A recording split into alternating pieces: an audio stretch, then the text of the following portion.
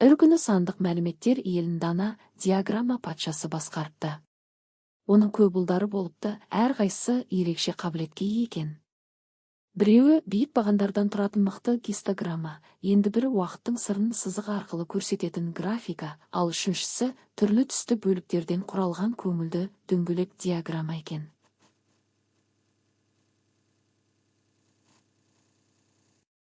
Диаграмма патшасының тағы да бір ғажайып ұлы бар еді, аймақтық диаграмма.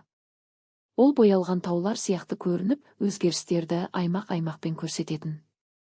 Нүктелік диаграмма болса, аспанға шашылған жұлдыздардай жарқырап, екі көрсеткіш арасындағы байланысты табатын.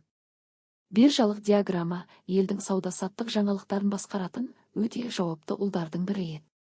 Үстіңгі қабат диаграммасы қабат-қабат ақпаратты түсіндіретін ақылды болды, ал жапырақша диаграммасы сандық мәліметтерді гүл жапырақтары сияқты тармақтап көрсететін.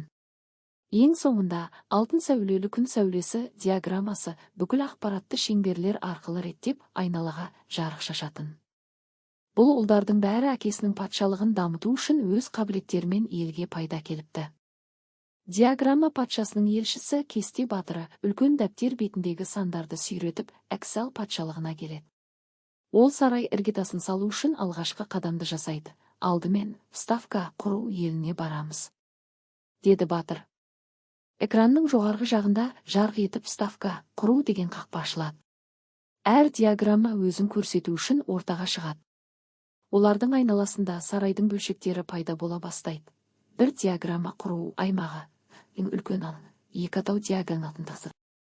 3 аңыз сарайдың күзетшілері. 4 деректер қатары сарайды ұстап тұрған тіректер.